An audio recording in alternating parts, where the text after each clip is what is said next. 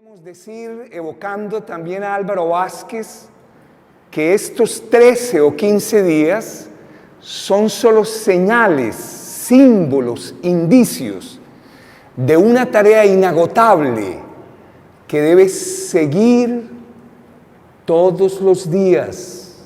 Y en eso creo que la insurgencia y la guerrilla de las FARC pues siempre insistió en dedicar por lo menos 1 o 2 horas del día al debate, al estudio y a la lectura. Los tiempos hoy son mucho más hostiles, son mucho más difíciles. Y en ese sentido, hasta la propia invasión tecnológica es hostil al trabajo de una lectura conceptual y profunda, ¿no? Entonces uno dedica la mayoría del tiempo a chatear, o la dedica a los juegos, o la dedica a una información sin comunicación, pero le dedica muy poco, teniendo unas facilidades inmensas, a buscar textos, a indagar sobre temas, a hacer grupos de estudio, a discutir sobre el tema que nos apasiona. Por eso felicitar el esfuerzo de la Fuerza Alternativa del Común de citarnos por lo menos 1 o 2 veces al año a compartir esta falencia de nuestra época, y es el trabajo teórico. Muchos de nosotros y nosotras, cuando llegamos a la universidad, realmente la universidad no nos sirvió mucho. Pero en mi época, al lado de la universidad, uno estaba inscrito por lo menos en 2 o 3 grupos de estudio. Y esos 2 o 3 grupos de estudio voluntarios fueron a veces claves para el autocuidado de la autoformación, que hoy es mucho más urgente que en la época del 70 y en la época del 60.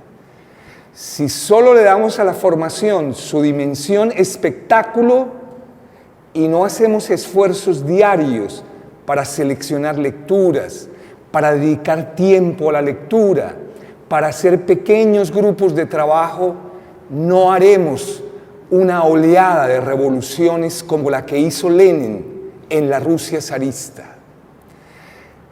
El valor de la teoría es tan importante que yo acostumbro citar 2 frases muy filosóficas, ¿no? Una frase es de Immanuel Kant, que está en la Crítica de la Razón Pura, donde de manera un poco difícil nos recuerda esto que Lenin convierte casi en consigna política: intuiciones sin conceptos son ciegas. Puede uno tener una experiencia de vida monumental, como guerrillero, como dirigente social, como dirigente político, como profesor, pero si no eleva eso a concepto, está a tientas.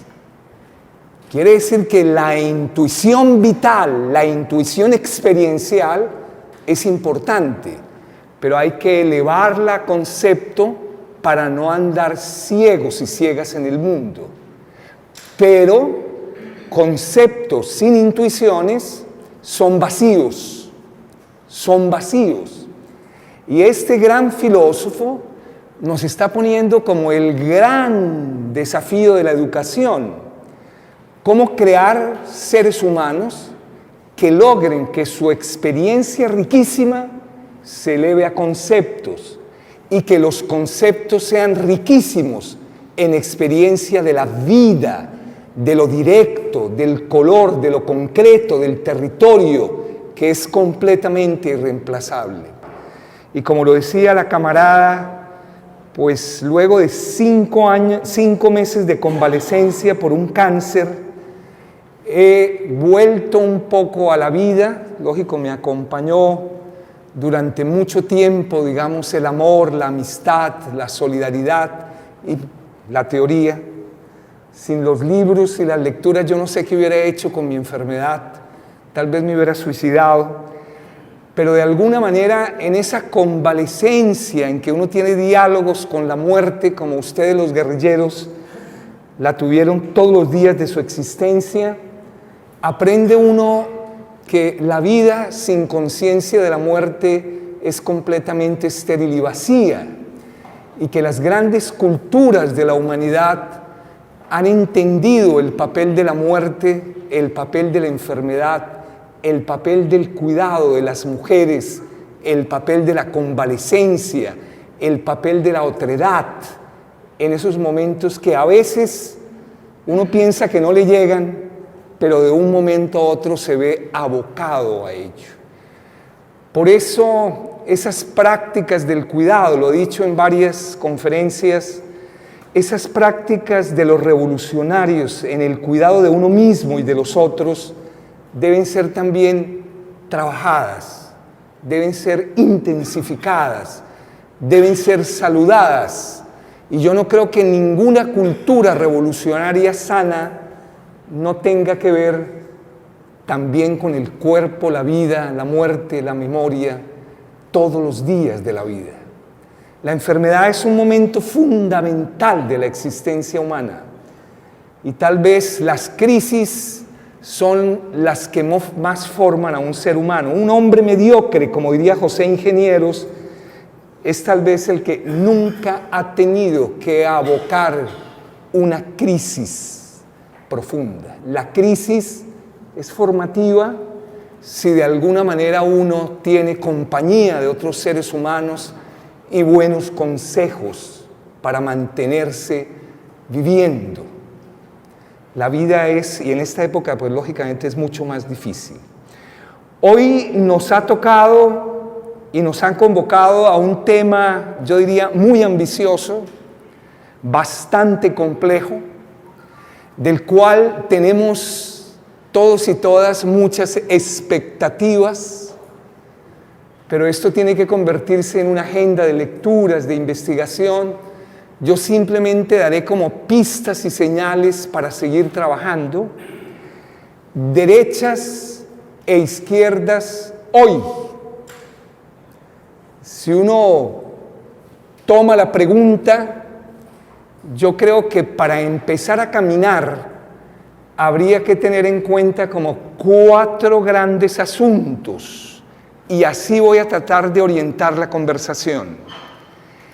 El primer asunto, que es casi, diría Marx, una verdad de perogrullo, y es que todo revolucionario pues más o menos debe saberla, es el origen de la distinción, la valoración de la distinción izquierda-derecha y la naturaleza de esa distinción.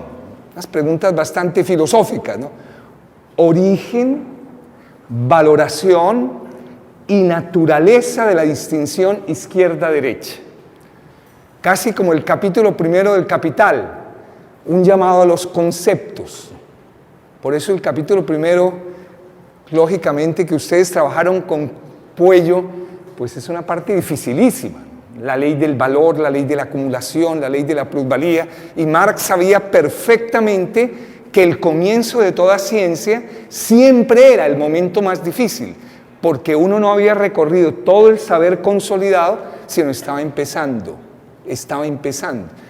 como a caminar, como una propedéutica, decimos los que hacemos filosofía, y es cogerse de la mano de alguien para empezar a caminar. Origen, valoración y naturaleza de esa distinción izquierda-derecha.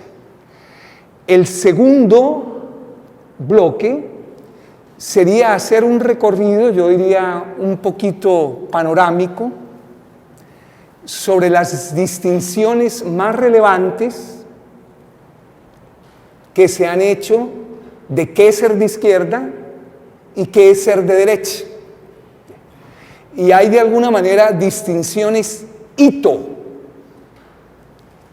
Si uno recogiera toda la bibliografía, habría múltiples distinciones, pero vamos a escoger unas que nos parecen hitos del debate. Las distinciones más relevantes que se han dado en la historia de la política moderna sobre qué es ser de izquierda, qué es ser de derecha. Ustedes pueden encontrar un variopinto bastante variado de esa relevancia o ese criterio para distinguir derecha e izquierda. El tercer componente sería que nuestra pregunta nos alude al hoy. Y tal vez pensar es siempre darle muchas vueltas a la pregunta. Eso un poco lo sostiene una filosofía que se llama la hermenéutica, y es, cuando uno le plantea una pregunta, como la pregunta solo orienta un destino, yo debo cogerla y darle miles y miles de vueltas a la pregunta para ir por un sendero o camino que nos aclare qué es ser de izquierda hoy. Y en ese sentido, creo que el tercer momento es ese. ¿Qué es nuestra actualidad? ¿Qué es el hoy que contiene nuestra pregunta? Y ahí nos vamos a ver a tientas. Uno le pregunta a un estudiante universitario, y eso pues yo que trabajo en una universidad bastante de élite, la Universidad de los Andes, ¿cuáles son las tendencias fundamentales de nuestra época? Los rasgos que caracterizan el hoy, la ontología de nuestra actualidad. Y se ve con bastantes dificultades. Más que todo si se trata de conceptos generales. ¿Qué caracteriza el hoy en economía, en cultura, en política? Bastante difícil y ambicioso. Pero intentaremos dar algunas claves del hoy. Y para terminar, como toda teoría revolucionaria, pues terminamos en nuestra praxis, en nuestra realidad, que nuestra realidad es nuestra América. No podemos pensar a Colombia por fuera de ese importantísimo contexto que yo llamaría temas y problemas urgentes de la izquierda latinoamericana, urgentes. Podríamos decir que muchos son teóricos. Ese es un poco el esquema de esta conversación. Volviendo, una pregunta: origen, valoración y naturaleza de la distinción. Segundo, las distinciones hito entre izquierda y derecha. Tercero, se podría hacer una teoría sobre nuestra actualidad. Y cuarto, cómo orientar la praxis revolucionaria en América Latina. Como ven, si tuviéramos respuestas a todo ello, pues ya estaríamos en la vanguardia, pero tenemos bastantes incertidumbres. Es una época realmente mucho más difícil, como todos los teóricos lo señalan, que el siglo XIX y el siglo XX, mucho más difícil. No enfrentar esa incertidumbre, esa evanescencia, esa dificultad, pues sería o ilusión o filisteísmo, diría Marx, ¿no? Como una deformación ideológica que criticó siempre en sus obras fundamentales. Primero, es una distinción política moderna. Quiere decir que ni Aristóteles, ni Santo Tomás, ni Agustín, ni Boecio hubieran hablado de izquierda y derecha. Quiere decir que acompaña ese proyecto que llamamos modernidad. ¿Cuándo empezó?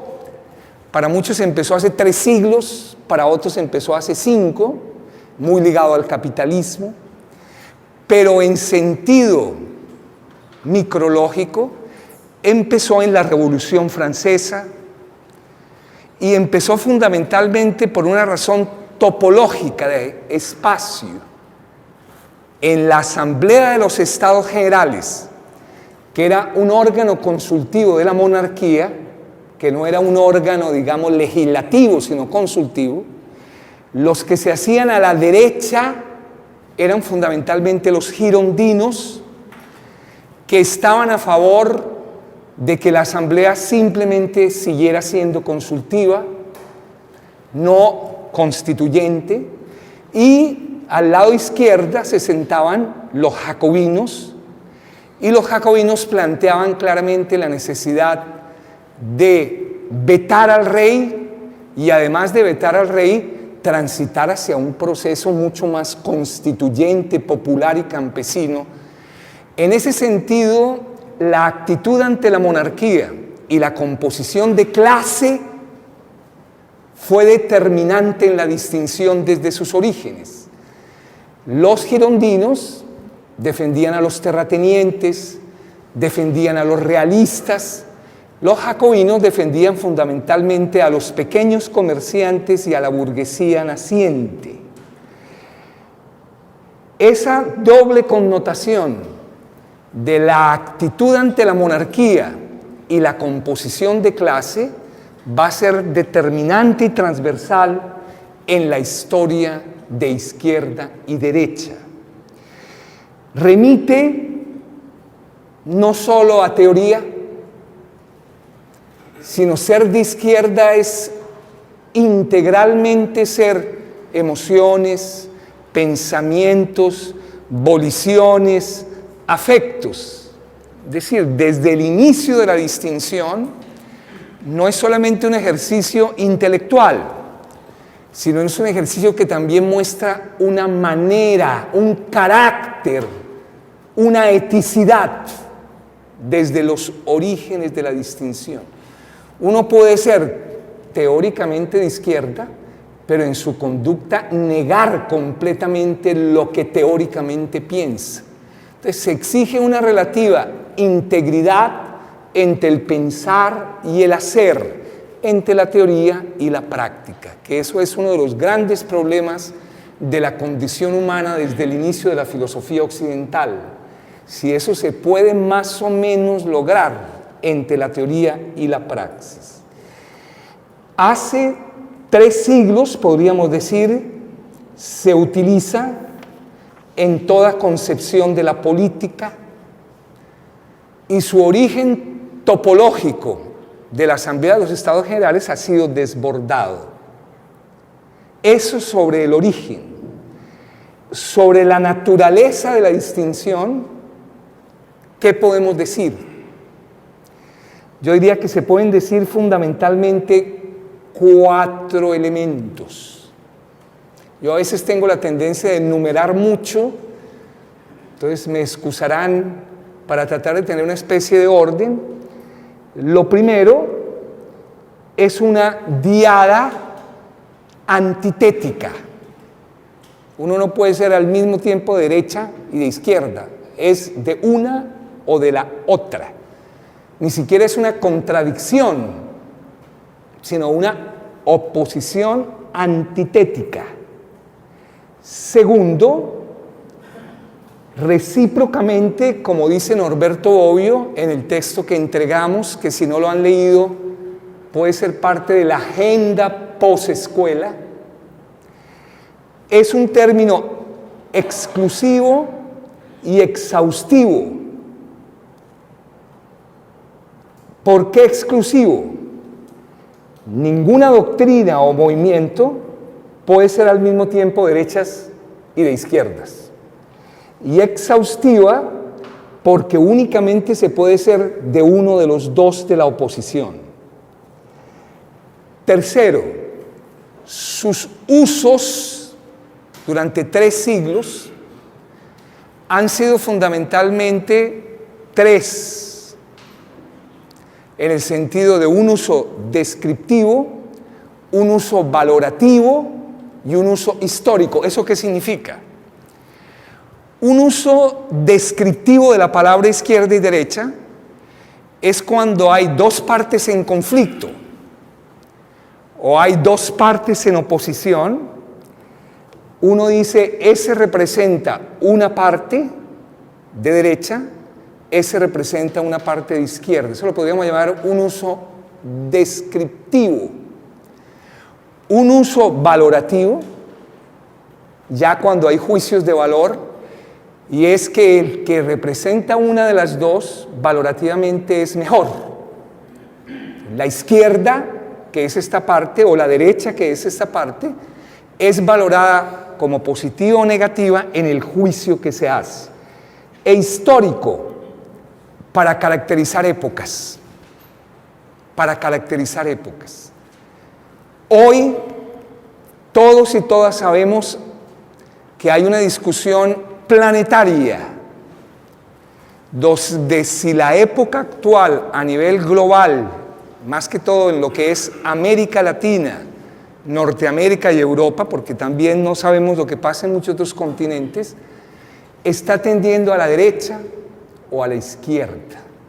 Entonces uno ve las noticias periodísticas, va a la feria del libro y encuentra el libro de Enzo Traverso, Las caras ocultas de la derecha, y encuentra el libro de Revelli, El posizquierdismo. Bueno, quiere decir que se usa también en el sentido de caracterización de lo que nosotros llamamos un régimen de historicidad. Y es, esta época es más de derecha, esta época es más de izquierda. Sabemos todos y todas que en América Latina, del año 1998 al año 2014, todo el mundo hizo un tipo de caracterización. Y del 2014 para acá se está haciendo otro tipo de caracterización. Quiere decir que este es un continente, como dice Emir Sader, además no solo antineoliberal, sino colmadísimo de sorpresas, ¿no? Es un continente donde se dan fenómenos políticos realmente sorprendentes que dejan completamente mustia la sociología y la política europea de lo que está pasando un poco en la dulce y tremenda tierra latinoamericana, evocando al gran poeta colombiano. 4, cualquier uso del término centro alude de alguna manera a tener medio claro qué es izquierda y derecha. Esa es por lo menos la posición de un grupo grande de intelectuales. Hay otros que no están totalmente de acuerdo. Que si uno usa la palabra centro, es porque tiene, ya sea en su concepto o en su imaginario, que hay derecha o izquierda. Lo único que no es posible, y aquí hay un debate con Ulrich Beck y clarísima con Anthony Giddens, es más allá de la derecha y la izquierda, que fue la famosa idea del texto de Giddens del año 1998, que se llamó la tercera vía, que hasta el expresidente de Colombia pues fue y dice ser heredero de la famosa tercera vía, de este gran sociólogo anglosajón Anthony Giddens, que en el año 98 nos sale con un libro que en el fondo es ¿Cómo reconstruimos la socialdemocracia? Digamos, lo dice el propio, digamos, subtítulo de la obra de Giddens, y es que puede haber un camino que no sea de izquierda y de derecha, sino sea un tríptico donde la tercera vía se logra salir de la distinción o de la diada. Yo creo que hoy la mayoría de la intelectualidad se mueve en la idea de que la tercera vía podría ser de centro, pero no es ni izquierda ni derecho. Quiere decir que presupone la distinción entre izquierda y derecho, que sería la afirmación un poco de la naturaleza. Rememorando sobre la naturaleza de la distinción, podemos decir 4 cosas. El momento más crítico de la distinción fue el derrumbe de la Unión Soviética y luego de ello una ofensiva de la derecha para imponer a nivel planetario el capitalismo neoliberal, que es parte de lo que estamos viviendo. Por lo tanto, no ha habido ningún momento en la modernidad donde sea más criticada la diada que el momento contemporáneo, por sectores de izquierda y de derecha.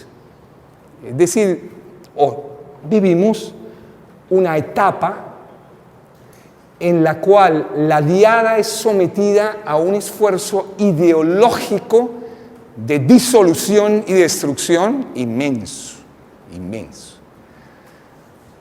¿Cuáles son los principales argumentos de lo que podríamos llamar la inutilidad o el anacronismo de la distinción izquierda y derecha? Y ustedes lo pueden oír de intelectuales progresistas, pero también de la extrema derecha.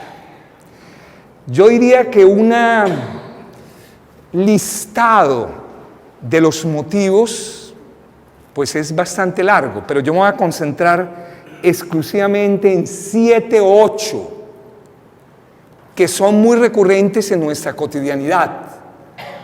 Y es que uno fácilmente se puede encontrar a un amigo, a un familiar que le dice: mire, yo lo discuto con mis sobrinos permanentemente, ustedes son una generación nostálgica, ¿para qué seguir utilizando la distinción si es una distinción que no sirve para orientarse en el mundo? Bueno, etcétera.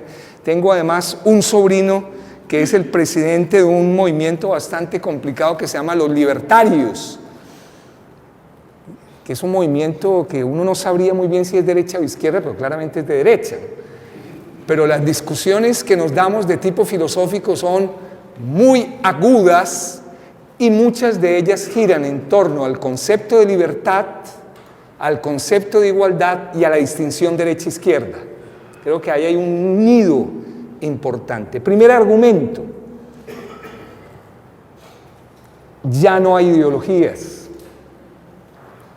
Las ideologías ya pasaron de moda, no solo porque no cohesionan, sino porque no tienen proyecto y porque realmente uno puede hacer eclecticismo. Es lo que Fukuyama, en un canto casi, mejor dicho, desorbitado en el fin de la historia y el último hombre, consideró: pues ya luego del fin de la Unión Soviética, pues realmente no hay contendor, solo queda como posible el capitalismo, ya no lo hay. Yo creo que hoy hemos reconocido que la ideología más ideológica de todas es el fin de las ideologías. Digamos, uno diría que eso es un juego de palabras, pero digamos, la falsa conciencia, en sentido de Marx, la palabra ideología, pues tiene 2 tradiciones en la modernidad, ¿no? La primera tradición es como un conjunto de teorías. Yo tengo ideología liberal, yo tengo una ideología conservadora, yo tengo una ideología marxista, etc. Es como un conjunto coherente de tesis, presupuestos y teorías.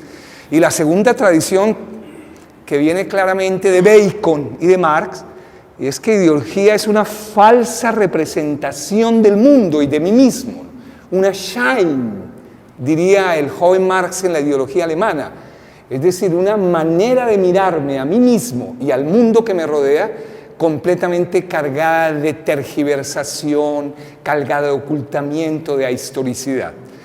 Pensar que no hay sino una ideología, pues es lo más ideológico de todo, porque nunca en la historia humana habrá solo una manera de pensar unívoca y homogénea, nunca. Si uno lee los griegos, Aristóteles peleaba con Sócrates, Sócrates peleaba con Platón, Platón peleaba con Aristófanes. Bueno, no ha habido ni en la cultura no occidental, ni en la cultura occidental, algo que sea el unanimismo. No existe. Sería mejor el suicidio. Porque los seres humanos tenemos esa fuerza creadora de la diversidad, de la crítica, y eso no lo puede ningún estatuto o régimen anular. Ni el fascismo lo logró, y ahora las nuevas formas del fascismo pues tampoco lo van a lograr. Eso lo podría llamar uno en términos filosóficos la fuerza de negatividad que tiene el pensamiento. Y es que el pensamiento nunca acepta lo dado como lo más deseado, sino ante lo dado siempre le ve fisuras, contradicciones, tensiones que deben ser superadas. Es decir, ontológicamente el statu quo exige su versión y tiene los dos componentes, diría la teoría política, el statu quo, el establecimiento, pero también el contenido subversivo, interruptor, de disuasión que tiene toda realidad, ni hablemos de uno mismo. Si uno no es capaz de ver lo horrendo que se ha convertido como ser humano, si uno no es capaz de ver la famélica condición ética y estética que ha venido adquiriendo, pues no es un ser humano. No es un ser humano. Será un acomodado, un integrado, pero no es un ser humano. Dirá el maestro Walter Benjamin que el primer síntoma del envejecimiento es creer que lo dado ya es perfecto. Quiere decir que la juventud es un problema metafísico, no es un problema etario, no es un problema de función, y es saber que lo dado nunca es perfecto y debe ser subvertido. Que eso es condición sine qua non, por lo menos de la tradición occidental en los términos que lo hemos planteado. Para muchos, eso se llamó en el debate modernidad-posmodernidad, el fin de los metarrelatos, los grands récits, decía Lyotard, y es que ya no hay ninguna teoría que explique el mundo, por lo tanto las ideologías están en crisis. Y yo creo que a ningún teórico serio de la humanidad se le ha ocurrido una teoría que explique la totalidad del mundo. Eso no es parte de la teoría. La teoría siempre es autocrítica de sus propios límites. Marx pretendió resolver 6 problemas, pero no todos los problemas de la humanidad. Es decir, tenía muy claro los límites de su labor. Y en ese sentido creo que el pensamiento, además de negatividad, es, diría Kant, crítica, límites de nuestras facultades. Es decir, para qué son buenas, pero también para qué son pésimas mis facultades. Eso es parte de la condición. 2, el binomio o la diada puede ser sustituida por el binomio progresistas conservadores.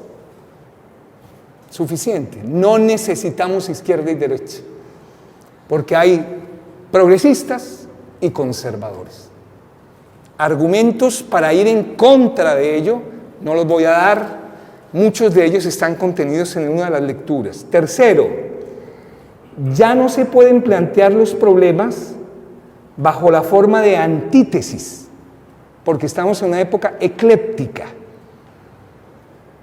Es decir, que se puede reunir todo con todo en una especie de masilla, en un collage. No, eso nunca será tampoco posible. Es decir, cuando uno tiene principios que lo orientan, la vida lo hace entrar en polémica con las antítesis de mis principios. 4, es posible una visión triádica, tercera vía, ya he hecho los argumentos. 5, ha perdido su valor descriptivo. Por ejemplo, hay movimientos, dicen muchos, que no caben entre izquierda y derecha, por ejemplo los verdes, todo lo contrario. Lo que hoy sabemos es que hay ecologías políticas de izquierda y ecologías políticas de derecha, pero nítidamente.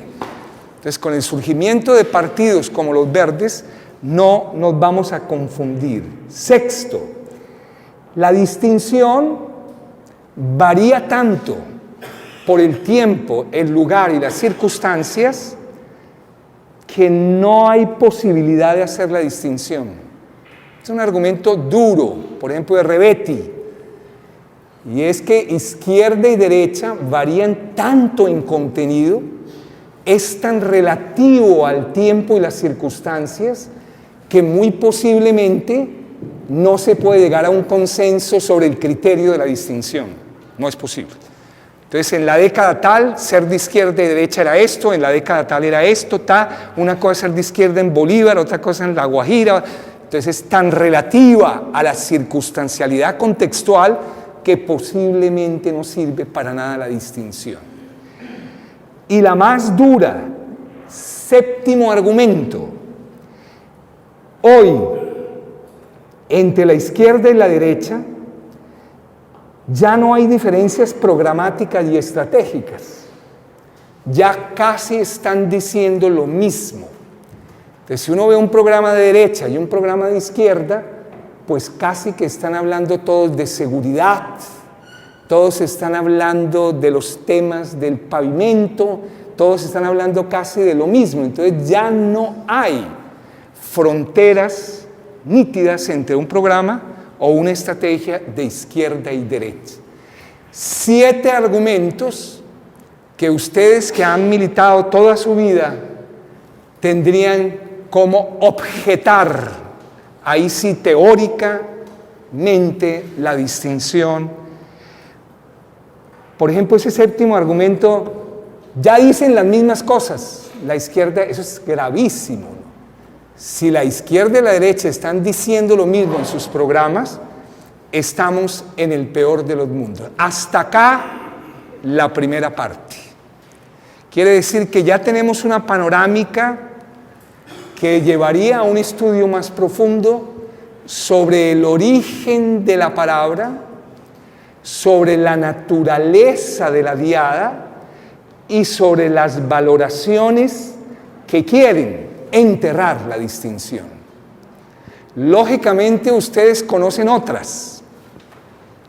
Y lógicamente cuando uno lee a José Obdulio Gaviria, o lee a Gilberto Alzate Avendaño, o lee, digamos, la larga historia que no está muy sistematizada en Colombia, uno cuando empieza a indagar si hay textos, digamos, serios, década tras década, de cómo ha sido la derecha en Colombia, pues no los encuentra.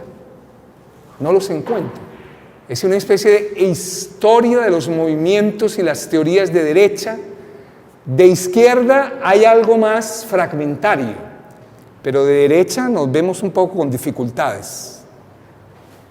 Casi que el prototipo es Gilberto Alzate de la extrema derecha, y el prototipo hoy serían las obras publicadas de José Obdulio Gaviria, que de alguna manera a mí me ha tocado un poco leerlas para tratar un poco uno de descifrar qué hay y si hay un proyecto de hegemonía, que no creo que lo haya, en los planteamientos de derecha. Segundo movimiento, algunas distinciones relevantes. Si uno le pregunta a un camarada o le pregunta a un revolucionario o a un amigo, ¿qué diferencia la derecha y la izquierda? Uno se preguntaría, ¿con qué discurso me sale? Y uno diría que con una cierta dimensión histórica, si bien el término empezó en la Revolución Francesa, se fue expandiendo a los movimientos socialistas y comunistas en las primeras décadas del siglo XIX. Por eso hoy, a los 201 años del nacimiento de Marx, el 5 de mayo de 1818, que hoy estamos cumpliendo los 201 años de su nacimiento, tendríamos que volver a leer ese rigurosísimo trabajo de Marx y Engels en 1848, que es la parte 3 del Manifiesto Comunista. Como esos dos seres humanos sí tenían conciencia ancestral de su pasado y sabían que nada es un punto adánico, sino que la izquierda tenía un legado, casi como diría Lenin, ¿a qué herencia renunciamos y en qué herencia nos sentimos identificados? Entonces les tocó, y ustedes saben los que han visto la película del joven Marx, que de alguna manera las peleas entre Engels y Marx eran durísimas. Hay una parte de la película donde muestran a esos dos jóvenes discutiendo porque Marx se demoró demasiado en entregar el documento del Manifiesto Comunista. Y ya se ganó varias vaciadas, y ahí lo muestran peleando a Engels y Marx en la película del joven como dos seres humanos concretos de carne y hueso.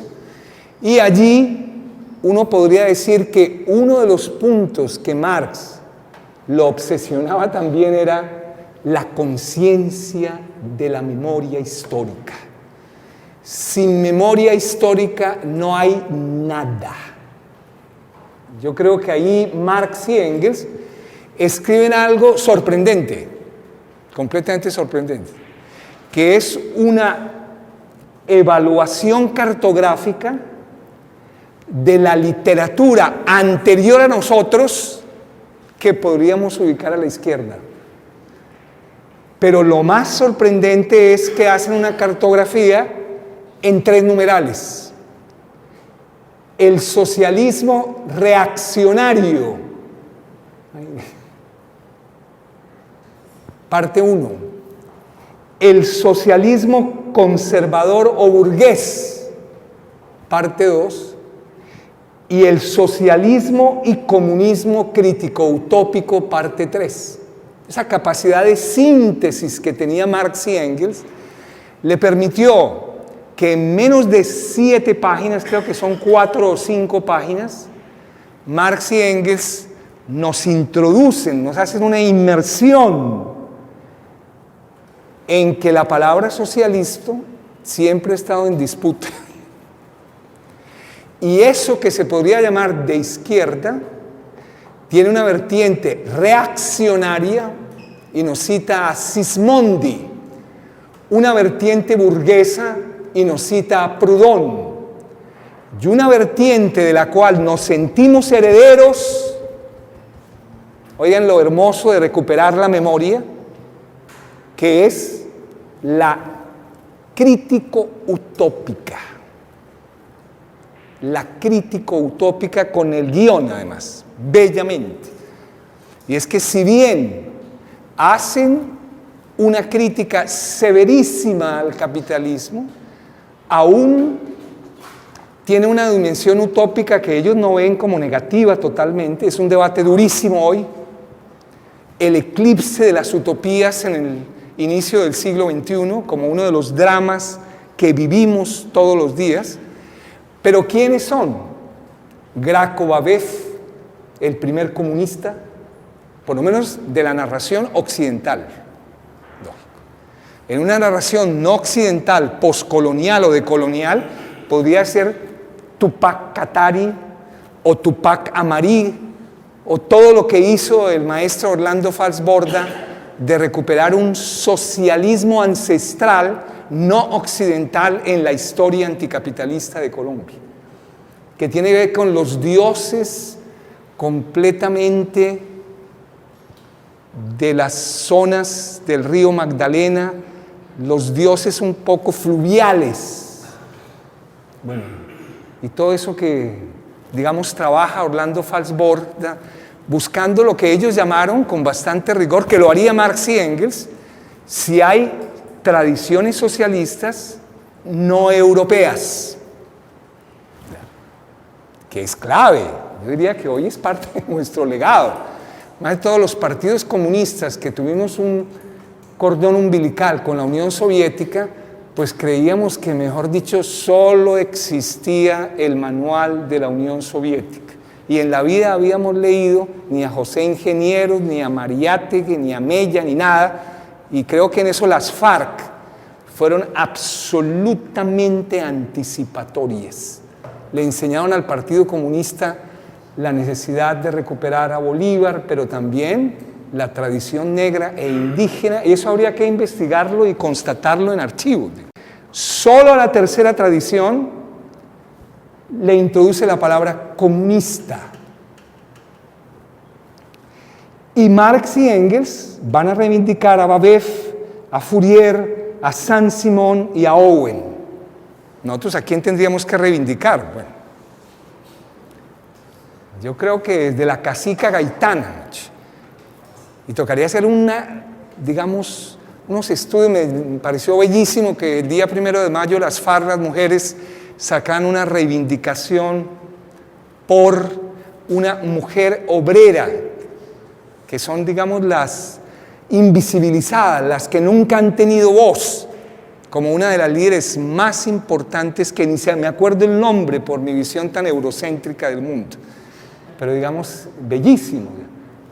Si no solo hay que reivindicar los héroes ya completamente reconocidos, sino los completamente anónimos, los vencidos, bueno, un poco en sentido benjaminiano. A partir del manifiesto comunista, ya empiezan las primeras dificultades. Porque si existe un socialismo reaccionario y existe un socialismo conservador y burgués, toca hacer la distinción con esas tradiciones para recuperar nuestra verdadera tradición histórica. Eso lo abordan Marx y Engels en la parte 3. Ustedes se demoran leyendo eso máximo 1 hora y toca leerlo algún día. Y es como esos seres humanos eran tan rigurosos, tanto en la cita de los autores como en la batalla crítica para destruir las formas ideológicas que se presentan como de izquierda y no son de izquierda. Y yo creo que ahí empezó toda la historia nuestra. La primera internacional, 1864, 1872, es decir, una internacional en vida de Marx, Engels, que dura tan solo 8 añitos, es el debate fuerte entre anarquismo y marxismo. Ambas se autodefinen como anticapitalistas. Quiere decir que ahí aparece el primer componente del debate, y es que la distinción ineludible entre izquierda y derecha pasa por una actitud subversiva y transformadora de un orden que es el capitalismo, que no podrá producir ninguna justicia, ni igualdad, ni ecología en la humanidad, por principio. Quiere decir que la crítica al capitalismo es el eje, pero Bakunin, el gran interlocutor, también filósofo, estudiante además de filosofía de la Universidad de Berlín, compañero de pupitre de Engels, bueno, etcétera, pues va a plantear un movimiento más acelerado hacia el comunismo y una actitud ante el Estado que Marx no comparte. Eso sería nuestra primera y durísima discusión, que no obtenemos el tiempo, pero que Marx con mucho respeto dio, porque el anarquismo de izquierda, pues si bien no comparte muchas cosas, de todas maneras es anticapitalista. Entonces empieza el primer problema. Somos anticapitalistas como criterio de ser de izquierda y derecha, pero nuestro capitalismo tiene divergencias. Una cosa es la posición ante el Estado, ante el poder, ante la fase, ante los métodos de lucha del anarquista y del comunista de origen marxista. Segunda internacional, ya la distinción tiene una nueva pata: la socialdemocracia. Por eso el gran debate de la Segunda Internacional, 1889-1914, quiere decir que es una internacional más o menos larga, ya no en vida de los fundadores de esta tradición, donde va ganando terreno la socialdemocracia con su visión de la posibilidad de reformas, con su visión evolutiva de la revolución. Bueno, sería otro debate. Tuvimos una semana completa en Bogotá sobre críticas, digamos, históricas a la socialdemocracia y la caracterización de la socialdemocracia, pero ya no solo se es anticapitalista como criterio de la distinción, sino también se puede ser temporalmente reformista, y que esas reformas progresivas, evolutivas que se hacen en el seno del capitalismo, pues puedan llevar en algún momento muy lejano al socialismo y el comunismo. Entonces ya tenemos en las propias internacionales dos visiones anticapitalistas y una visión que de entrada no es anticapitalista, que es la visión socialdemócrata. La tercera internacional, que dura de 1919 a 1943, lógico, esto me podría producir un debate, yo la pondría un poco más pequeña, y es el momento en que Lenin realmente es el gran dirigente, Bukharin, de esa revolución, que es la tercera internacional. El problema es cuando ya llega Stalin, de todas maneras, pero en plena guerra, como pasó en la anterior, se disuelve la internacional. Si la primera se disolvió porque los partidos socialdemócratas pactaron y defendieron la guerra imperialista, la tercera se disuelve también por ciertas polémicas internas ante la guerra. Por eso se disuelve en el año 43. Es lo que ustedes llaman la internacional leninista. ¿Qué es el leninismo? Digamos, uno diría, el leninismo es una concepción anticapitalista como parte de su naturaleza.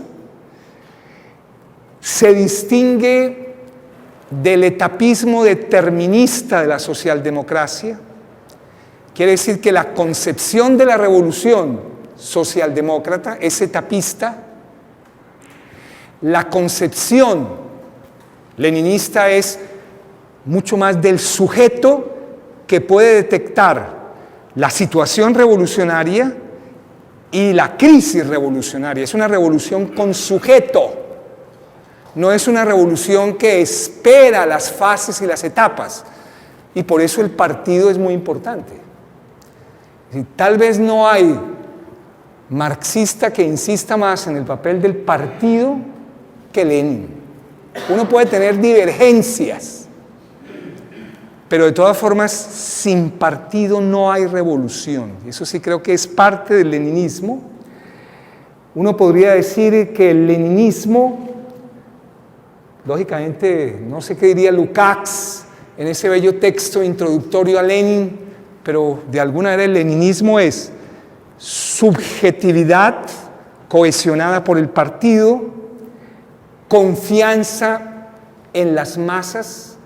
Quiere decir que hay dos tradiciones en la izquierda. Una, como diría García Linera, que tiene una visión plebeya, y es que las masas siempre superan a sus dirigentes, y es que las masas, cuando están en el calor de la lucha, son superiores a sus dirigentes siempre, que es la tradición un poco, digamos, plebeya, democrática, jacobina, que reivindica un poco Gramsci, y es que las masas pues son superiores a los individuos, y más cuando están trabajando en la lucha y en el combate. Eso que dice un poco, digamos, también Benjamin, que las masas, pero si están en combate, no las masas si son cosas ahí adormecidas, sino las masas en el momento del combate. 3, el papel del partido. 4, la colectivización agraria. Y es que en el campo de lo rural hay que hacer formas de propiedad comunitarias y colectivas. Eso lo tiene clarísimo Lenin desde el principio. Los famosos kolhos, los famosos soviets, son parte de su reflexión teórica. Pero también industrialización, todo el poder para los soviets, las famosas tesis de Abril, dualidad de poderes, y es que en cortes transversales pues existen poderes que están luchando entre sí. No hay que esperar que se dé la revolución, sino ya embrionariamente hay poderes que se contraponen al otro poder. Hoy en día la teoría política habla por eso de contrapoderes, una noción que a veces no es muy aceptada por algunos sectores de izquierda, pero que alude nuevamente a nuestra teoría del poder, como lo vamos viendo. Es una teoría muy detallada de la organización y la meta socialista no equivale a la meta socialdemócrata. Estratégicamente, los leninistas tenemos diferencias nítidas en la concepción de reforma y o revolución. Ese debate también, que un día de la vida hay que dedicarle a Rosa Luxemburgo y Karl Liebknecht, asesinados en 1919 por las huestes fascistas en las calles de Berlín, que fundaron su famoso grupo Espartaco. ¿Qué podríamos sintetizar ahí? Desde el Manifiesto Comunista hasta la Tercera Internacional, el debate siempre giró en torno a no perder estratégicamente el anticapitalismo. Casi podríamos que la distinción entre izquierda y derecha es que la izquierda es una alternativa de poder contra el capitalismo. Ya años después empieza la diáspora, la variopinta expresión de los criterios, y una muy fuerte e hito absoluto es la obra de Norberto Bobbio, Izquierda y Derecha, de 1994. Hemos entregado un capitulito de ese texto, porque nada más les cuento semejante importancia. Derrumbe de la Unión Soviética, derrumbe del socialismo existente. Bobbio, Norberto, publica ese librito, casi de bolsillo, y en menos de un mes ha vendido 10.000 ejemplares. Quiere decir que la gente estaba expectante de si había una correspondencia mecánica entre el fin de la Unión Soviética y el fin de la izquierda. Y eso casi que era la sopa de todos los días, digamos. Se acabó la Unión Soviética, ya no hay izquierda, ya no hay comunismo, ya no hay socialismo. Y Bobbio sale con un texto, si bien uno no comparte algunas cosas, donde reivindica la distinción entre izquierda y derecha, diciendo: la esencia de la distinción es la diferente actitud frente a la idea de igualdad. Igualdad. Los que se declaran de izquierdas dan mayor importancia en su conducta moral y en su iniciativa política a lo que convierte a los seres humanos en iguales, o a las formas de atenuar, mitigar, reducir los factores de desigualdad que en la historia occidental son las clases, las razas, el sexo y los géneros. Quiere decir que la distinción de Bobbio no es necesariamente el anticapitalismo, sino es la actitud moral y de iniciativa política que yo tenga ante tres de los factores más horrendos de la desigualdad humana: las clases sociales, las razas, la racialización y la neorracialización, que está muy cercana al fascismo, y el sexo y el género. Tres factores de desigualdad que para alguien de izquierda, oigan, se pueden mitigar, se pueden crear políticas duras de tipo público para irlas, digamos, cerrando como ustedes quieran. Los que se declaran de derechas consideran que las desigualdades son un dato ineliminable. Uno fácilmente a un ser humano de derecha le dice: el hombre y la mujer siempre serán desiguales. Y hay razones biológicas y tienen razones. Bueno, la propia intelectualidad le ha dado a veces herramientas a esa horrenda forma de discriminación. Y además, más duro, que ni siquiera es bueno eliminarlas. Esa es mi pelea con mi sobrino. Y es que los libertarios consideran que es mejor que existan esas desigualdades para que haya empresariado, para que haya competencia, para que la gente se forme. Y bueno, Entonces, no les cabe en la cabeza la posibilidad de eliminar o mitigar los 3 factores horrendos de la historia occidental que nos convierten en lo que somos, las clases sociales. Lógico, para Engels y Marx, casi que en su estudio ancestral del cristianismo primitivo, como dice Benjamin, el paraíso sería una sociedad sin clases, porque si hay algo horrendo es las clases sociales, porque ellas traen el patriarcado. Bueno, sería un debate interminable con las feministas y demás, pero creo que en eso la izquierda ha hecho trabajos muy importantes. La izquierda, para Bobbio, es igualitaria, la derecha es inigualitaria. La igualdad siempre implica enfrentar un triple interrogante. ¿Iguales entre quiénes? ¿Iguales en qué? Y basándonos en qué criterio. Es decir, que cuando uno aborda el tema de la igualdad, desde Aristóteles hasta nuestros días, siempre hay una pregunta bastante difícil, que es triple: ¿iguales entre quiénes? ¿En qué? El liberal y el conservador, que no es de extrema derecha, acepta la igualdad ante la ley, y en algunos casos acepta la igualdad de oportunidades. Pero ya cuando uno empieza a hablar de ingresos, de bienes y demás, se desmarcan. Quiere decir que la triple pregunta de la igualdad está desde toda la tradición occidental.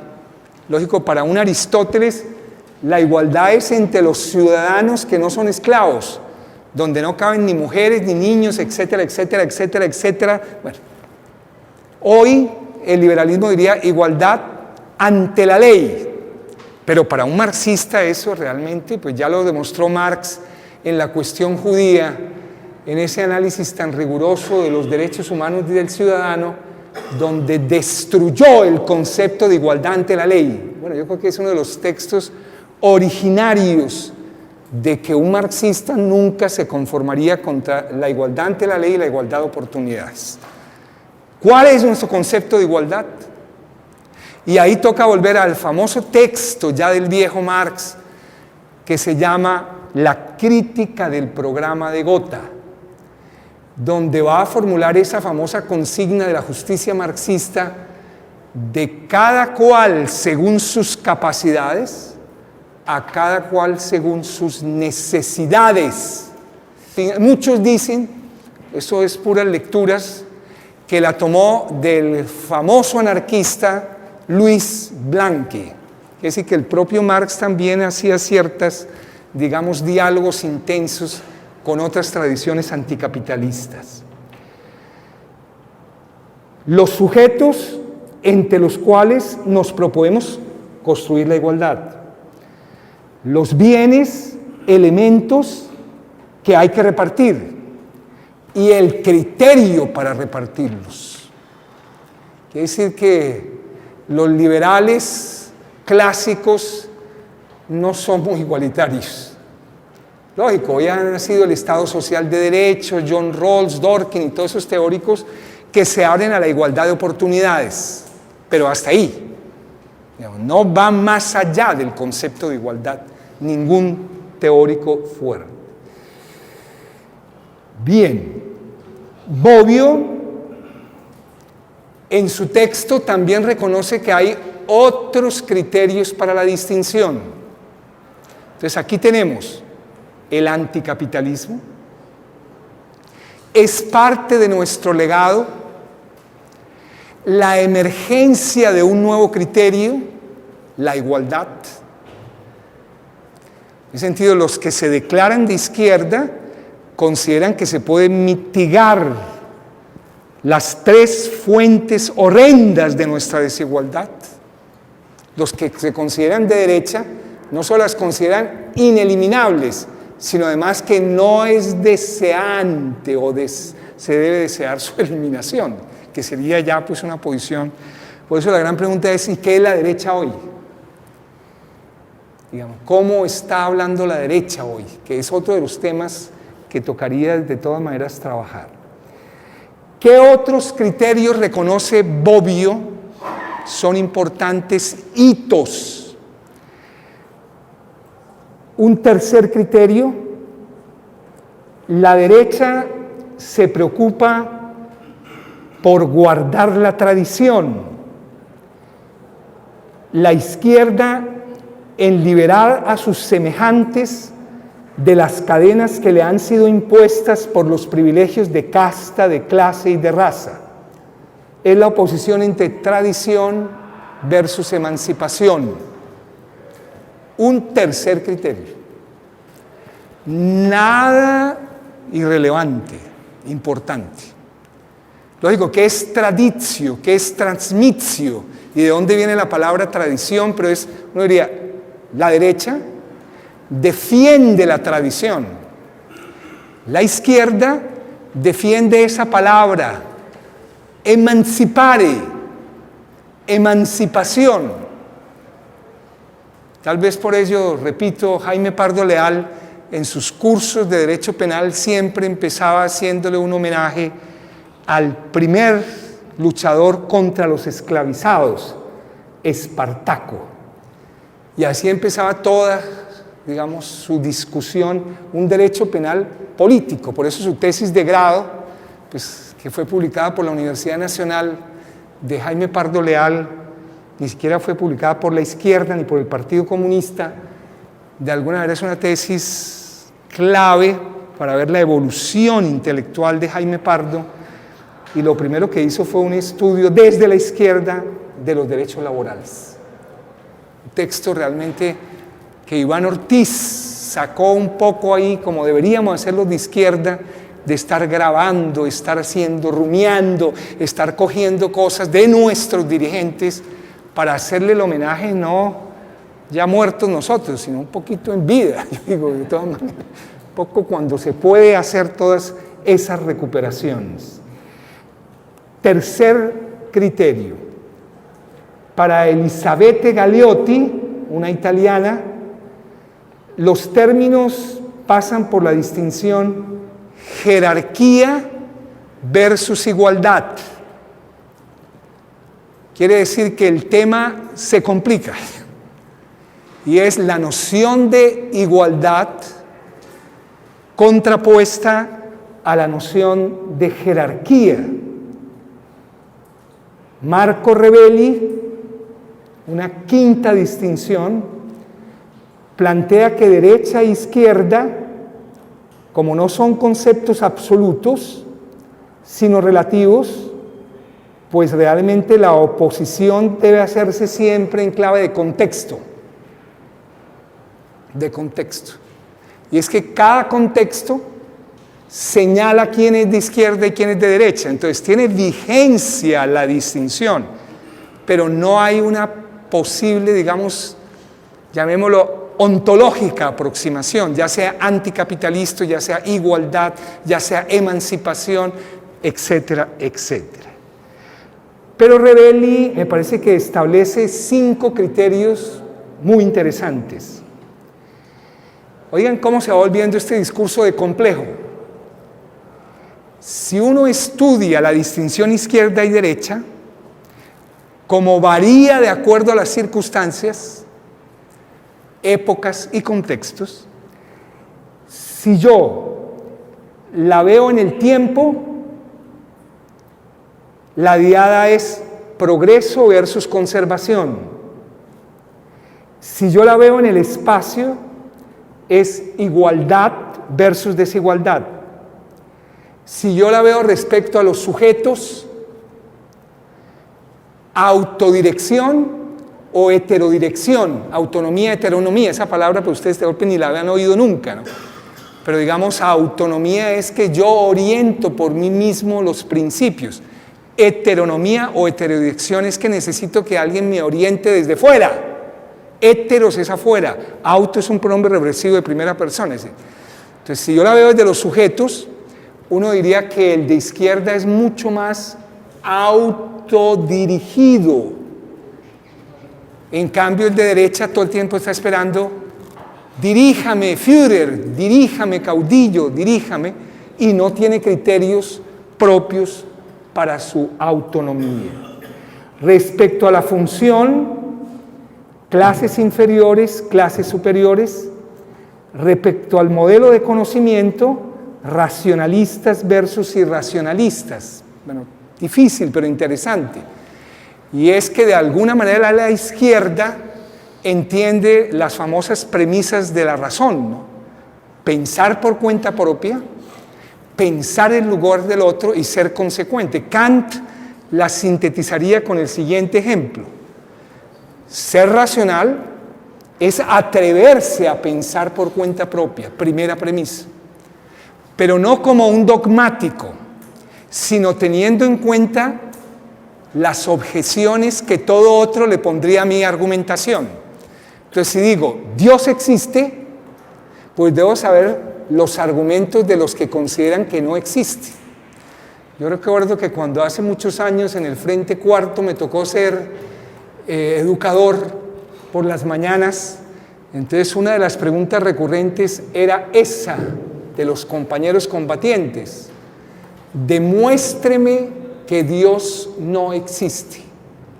Y yo me veía a gatas como a los 19, 20 años, bueno, algo así, tratando de mostrarles de alguna manera los argumentos a favor y en contra de la existencia de Dios, tema que a todo ser humano le interesa, digamos.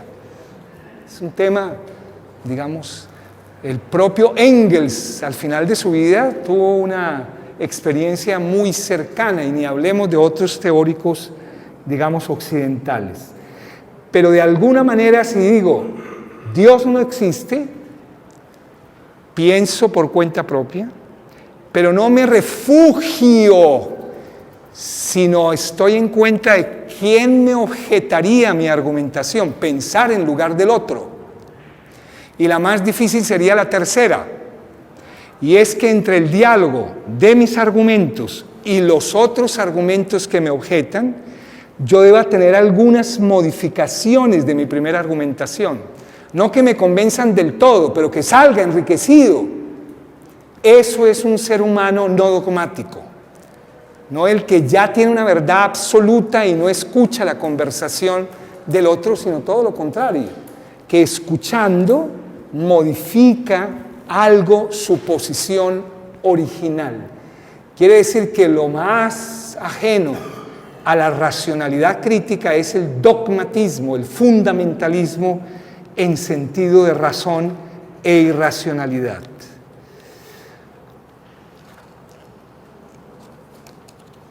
Otras, yo diría, distinciones,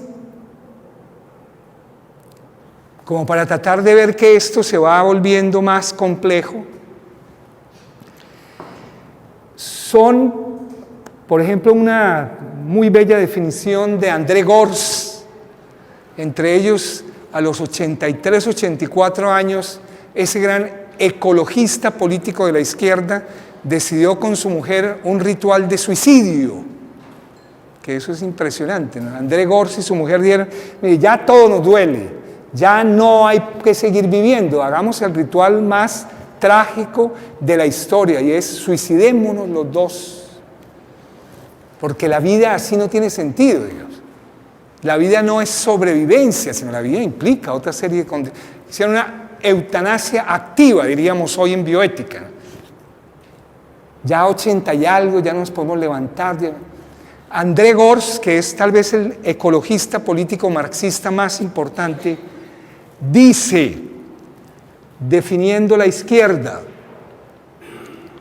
yo diría que ahí hay como una quinta cantera. Ser de izquierda significa sentirse ligados a todos aquellos que luchan por la propia liberación, que no aceptan sin más la determinación desde arriba de metas y objetivos y luchan juntos o solos, por la eliminación de todas las formas de dominio y por el derrocamiento de todo aparato de poder. El ejercicio del poder es, pues, de izquierda únicamente si produce espacios liberados de la dominación. Si el poder, esa pregunta de nuestro filósofo del derecho, Darío Echandía, ¿no?, que tuvo unos aportes metafóricos a la ciencia política colombiana magistrales, ¿no?, como esa definición tremenda de Darío Echandía: la democracia es un orangután con sacoleva. Cuando Darío Echandía hace esa definición, todo el mundo se pregunta ¿por qué una figura animal, zoológica, para definir la democracia colombiana? Un orangután con sacoleva. El profesor de la Nacional, Francisco Gutiérrez Sanín, retoma eso y en la parte inicial del libro del orangután le hace un homenaje. Y la otra, que es exactamente esa: el poder, ¿para qué? En ese sentido, sí, si el poder es para embelezarse narcisísticamente con él, si el poder es para no cambiar las relaciones de dominación, no sería un poder revolucionario. En ese sentido, introduce un elemento que no había aparecido con mucha fuerza, y es que toda posición de izquierda es una actitud ante el poder. En el caso de André Gorz, es un poder que contribuye que los que luchan contra la ausencia de dominación, juntos o solos, logren reducir los espacios de dominación en el campo de la vida cotidiana toda. Y la vida humana está invadida de espacios de control, disciplinamiento y poder que nos hacen ser seres realmente sin subjetividad, o como ustedes quieran definirlo. En ese sentido, André Gorz introduce el tema del poder. Michel Foucault va a decir que él no se pregunta por la esencia sustancial del poder, sino se pregunta cómo se ejerce. Quiere decir que ya la pregunta no es ontológica, sino la pregunta es los ejercicios concretos del poder ya desde el mundo griego hasta nuestros días. Giovanni Sartori señala dos elementos de la izquierda. Otro intelectual, ustedes verán también que he citado a muchos italianos hasta ahora, ¿no? Yo no diría porque de alguna manera fue el Partido Comunista de masas más grande que luego eclosionó. Quiere decir que la pregunta para un italiano es: ¿y qué pasó con nuestro partido de masas? ¿Qué pasó con nuestro proyecto cuando los que hicieron las revoluciones no fueron esos partidos inmensos de masas? Preguntas bastante difíciles de una tradición que nos pertenece de todas maneras.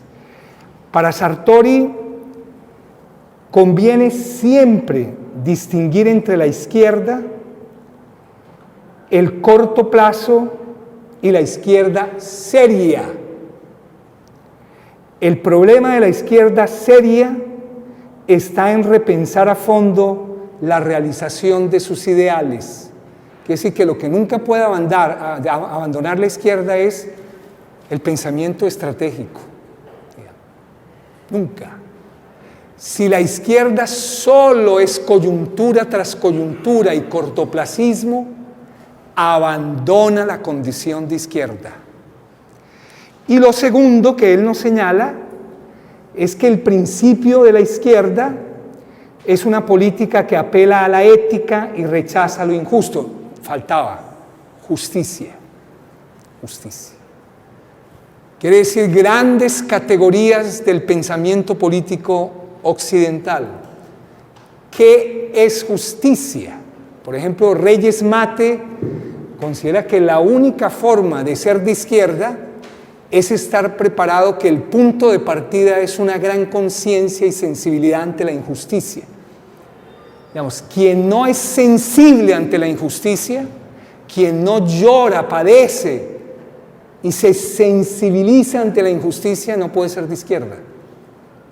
No puede ser de izquierda. Quiere decir que el punto de la justicia no es una armazón modélica y perfecta, sino es la experiencia de la injusticia. Es de ella que nacen las teorías de la justicia, no de modelos teóricos perfectos, etcétera, etcétera. Prefiero caracterizar la izquierda como una exigencia de justicia. Síntesis hasta ahora. Los hitos para buscar un criterio de distinción pasan por conceptos de alta densidad. Otra vez el llamado a no abandonar ni la teoría ni nuestra autoformación. En el primer caso, un manejo muy profundo del capitalismo actual y de las alternativas anticapitalistas. Es la gran pregunta de América Latina. Segundo, la noción de igualdad, que tiene una triple pregunta colateral: ¿entre quiénes, en qué y cuál es el criterio para repartir? Semejante pregunta. Es decir, el problema es otra diada: libertad e igualdad. ¿A qué le apuesta más la izquierda? ¿A la libertad individual, asocial, absoluta, como diría Erich Hobsbawm, el individualismo asocial absoluto, o a la igualdad? ¿O cómo lograr un equilibrio, armonía entre libertad e igualdad? Tema duro. 3, emancipación. ¿Qué entendía Bolívar? ¿Qué entendía Sucre? ¿Qué entendían nuestros grandes luchadores de la primera independencia por emancipación? Hay un libro completo del profesor de la Universidad Pedagógica, el profesor Víctor, ¿cómo?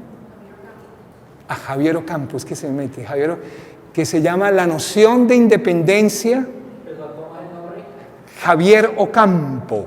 La pregunta es un poco esa, es develar, leyendo directamente, cosa que no hemos hecho los revolucionarios, las obras de Bolívar, pero con juicio.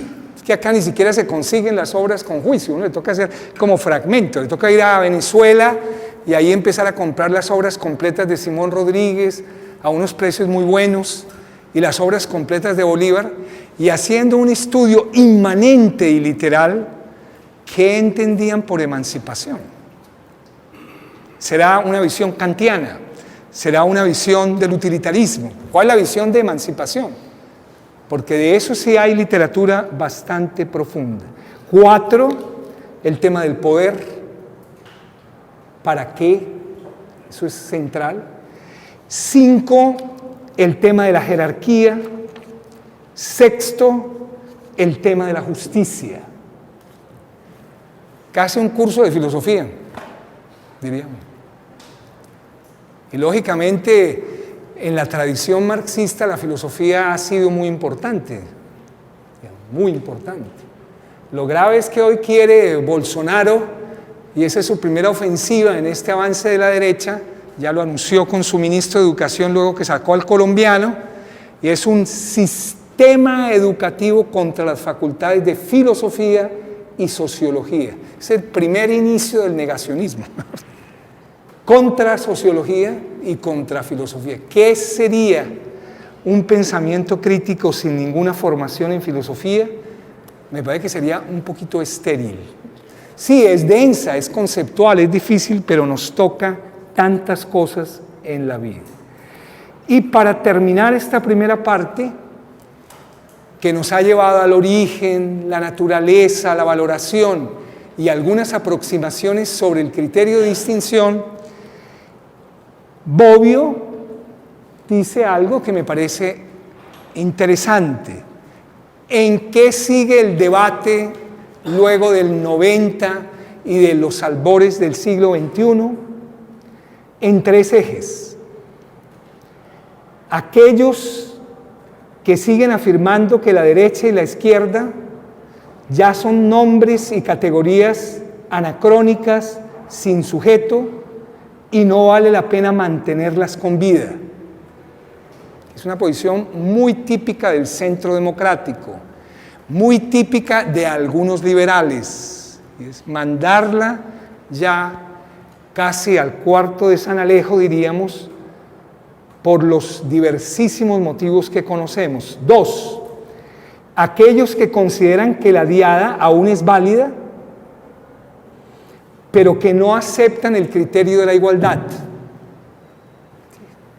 Les parece que el criterio de la igualdad no es suficiente. Tres, aquellos que aceptan la diada, aceptan también el criterio, pero lo consideran insuficiente. Y digámoslo en prosa ordinaria. Y es que al lado de igualdad habría que añadirle justicia, al lado de igualdad habría que añadirle poder. Quiere decir que la noción, si es unicategorial, puede ser un poquito estéril. Entonces necesitamos una noción más ambiciosa que incluya la igualdad, pero no solamente se reduzca a una de ellas. Y ahí viene el problema nuestro. ¿Cómo vamos a considerarla y cuál será el criterio?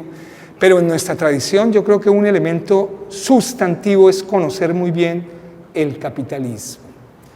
Hacemos un receso de 20 minutos y seguimos en esta conversación.